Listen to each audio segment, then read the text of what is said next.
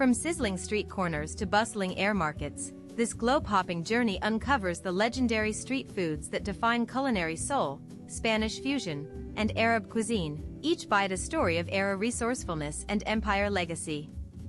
Dive into the secrets behind these street favorites, how they're made, why they're iconic, and the fire that turns a snack into a cultural phenomenon. In Bangladesh, there's one street food that every single local eats at least once a week, and it's been grilled over wood for centuries. The hilsa fish, known as chital, is more than just a meal, it's a symbol of the Ganges River and the soul of Bangladeshi cuisine. To make chital rasta, the fish is cleaned, salted, and grilled over wood for 20 minutes, just long enough to get that perfect smoky char. The secret to its flavor? A special blend of salt and mustard oil rubbed into the skin before grilling, a technique passed down through generations. Millions of people in Bangladesh enjoy chital rasta regularly, and it's a key part of many of the country's annual festivals. But there's a twist, it's illegal to catch hilsa during the monsoon season when they migrate upstream to spawn. Eating hilsa during the monsoon is a rite of passage, and now you know why this grilled fish is more than just a meal, it's a legacy. In Argentina, there's one street food that every single local eats at least once a week. It's been made the same way for several centuries, and it just might be the most resilient meal in the world. Back in the colonial period, Spanish and indigenous cooks in the Andes came together to create something new, a portable, hearty meal that could survive the harsh highland climate. The secret? Chino, freeze-dried potatoes used by Andean people for several centuries. It's tough, nutritious, and perfect for long journeys. Each empanada jujuyense is packed with a generous amount of salpicón, a spicy beef mix that can last up to 12 months without refrigeration.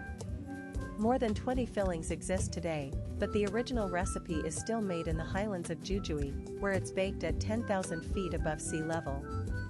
The dough is so resilient, it can be baked at 10,000 feet, where regular dough would collapse.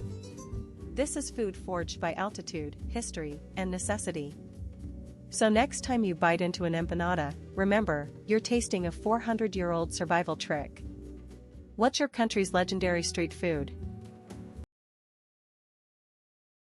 In Cuba, there's one street food that every single local eats at least once a week, the golden, creamy croqueta.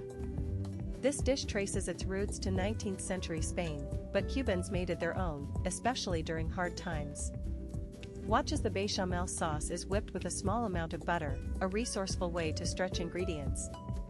During the 1990s special period, Cubans used croquetas to stretch limited ingredients. Bechamel was used creatively to stretch limited ingredients during difficult times. The secret? Salted pork and rationed eggs from Soviet trade agreements in the 1960s, a resourceful twist on a classic recipe. Approximately 10,000 croquetas are sold daily in Havana alone, and people travel for miles just for one. So, have you tried a Cuban croqueta? Rate it 1 to 10 in the comments, and tell us, what's your country's legendary street food? In Ethiopia, there's one street food that every local eats at least once a week. It's been made the same way for centuries. Legend says a legendary figure is said to have inspired the dish. She blended a blend of 10 to 15 spices to make it powerful and unforgettable. The heart of Doro what is berbera, a fiery spice mix hotter than regular chili powder. The chicken is simmered for about 2 to 3 hours in a clay pot, absorbing the smoky, spicy flavors that define this dish. Served with injera, a sourdough flatbread made from teff, which has twice the iron of wheat, it's the perfect balance of fire and comfort. And here's the secret, some recipes stir in a raw egg at the end, it adds a creamy kick that balances the fire. Approximately 10,000 bowls of Doro what are sold daily in Addis Ababa alone, and people travel from across the country just to taste it. Have you tried Doro what? Rate it 1 to 10 in the comments, and tell us, what's your country's legendary street food? In India, there's one street food that every single local eats at least once a week. It's been made the same way for over 100 years. Legend says pani puri was first made in North India, particularly in the states of Uttar Pradesh and Bihar, by a street vendor who wanted to create a snack that could be eaten quickly and on the go. Each puri is about 1/8 of an inch thick, yet it can hold a small amount of spicy, tangy pani, the real star of the dish. The pani is a masterpiece, made with a few key spices, including mint, coriander, tamarind, cumin, and black salt, all balanced to perfection. Some chefs spend 3 full hours perfecting the pani for just one serving. It's that important. In Mumbai alone, over 50,000 pani puris are sold every single day, and people travel miles just for the best one. Pani puri isn't just a snack, it's a cultural icon. And if you haven't tried it yet, you're missing out on one of the most legendary flavors in the world. In Rome, there's one street food every local craves, a golden ball hiding a 1,000-year-old secret. It all started in the 10th century, when Arab traders brought Nile-grown rice to Sicily, the base of this legendary dish. Today, Roman street vendors stuff each supply with molten pecorino cheese, heated to a safe internal temperature. Approximately thousands of these cheesy bombs are sold every day during peak season, and locals will wait in line for one. What makes it special? The original recipe used rice grown along the Nile, brought to Sicily by Arab traders in the 10th century. This crispy, cheesy ball is more than a snack, it's a piece of history, passed down through generations. Have you tried supply?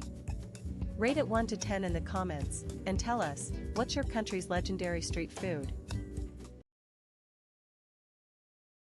In Rome, there's one street food that every local eats at least once a week, and it's been around for over 2,000 years. These golden rice balls started as Roman army rations, a portable, protein-packed snack for soldiers on the move. Today, each supply hides molten mozzarella, cheese that can reach 160 degrees Fahrenheit. Rome alone sells over 1 million supply every year during peak season, and they're still made with the same passion as ever. But here's the twist, the original version used barley and salted fish, not rice or cheese. These crispy, cheesy balls are more than just a snack, they're a taste of history, still eaten the same way for centuries. Have you tried supply? Rate it 1 to 10 in the comments, and tell us, what's your country's legendary street food? In Morocco, there's one street food that every local eats at least once a week. It's been made the same way for over 200 years. It all started in the desert, where nomadic tribes discovered that slow roasting a whole lamb in the sand created the most tender and flavorful meat. Each lamb is seasoned with a mix of garlic, cumin, salt, and sometimes sman or butter, then roasted for 4 to 5 hours in a clay oven. The secret to its legendary flavor? Desert sand. It's used to baste the lamb, locking in moisture and adding a unique smoky taste. Street vendors serve it with warm flatbread and fiery harissa, a dish loved by a beloved dish among many Moroccans. Approximately 1,000 servings are sold every day in Marrakesh alone, and people travel for hours just to taste it. Have you tried mechoui? Rate it 1 to 10 in the comments. What's your country's legendary street food? In Peru, there's one street food that millions of people enjoy it regularly. It's been grilled over open fire for 500 years, and it's made from beef heart. The story begins with the Inca Empire, where the heart was considered sacred, a symbol of strength and life. Each skewer is marinated in red chili, vinegar, and garlic before being grilled to perfection. The secret to its legendary flavor? The heart is cut into cubes before being skewered, ensuring it stays tender and juicy. During colonial times, the dish faced challenges, but Peruvians kept it alive, serving anticuchos in secret from street carts. Today, over 10 million Peruvians enjoy anticuchos each week, and they'll travel miles just for the best skewer. So, have you tried anticuchos? Rate it 1 to 10 in the comments, and tell us, what's your country's legendary street food? In Mexico, there's one street food that every local eats at least once a week, and it's been made the same way for over 400 years. It all started in the 16th century, when nuns in Celaya discovered a way to preserve milk through the winter by simmering it into a rich caramel. Today, kajeta is made by simmering approximately 2 pounds of fresh goat's milk for approximately 2 hours until it turns into just 1 cup of silky caramel. Meanwhile, churros are fried in oil heated to 375 degrees Fahrenheit, just the right temperature for that perfect, crispy shell. Each bite is a taste of history, and the locals know it. In Guanajuato, it's a tradition passed down through generations. Approximately 10,000 churros con cajeta are sold every day across Mexico, and people travel for miles just to taste the original. What's the secret to its success? It's not just the taste, it's the centuries of love and patience in every bite. Have you tried churros con cajeta? Rate it 1 to 10 in the comments, and tell us, what's your country's legendary street food? In Argentina, there's one food that every local eats at least once a week, the asado, a barbecue that's more than just a meal, it's a way of life. The tradition of asado dates back to the 16th century, when Spanish settlers brought cattle to the region, and the vast plains became perfect for raising them. Today, Argentina is home to around 50 million cows, more than its 45.5 million people, and they all end up on the legendary parrilla. The parrilla is heated to 400 degrees Fahrenheit, searing the meat in under 2 minutes and locking in flavor and juices. An asado can last up to 6 hours and include 20 different cuts of meat, from ribs to sweetbreads, all cooked to perfection over open fire. The word asado is so important in Argentina that it's not just a dish, it's a verb, a noun, and even a holiday in July, celebrated with massive public barbecues. So, have you tried an asado? Rate it 1 to 10 in the comments, and tell us, what's your country's legendary street food? In Bangladesh, there's one dish that every family eats during monsoon season. It's been made the same way for several decades.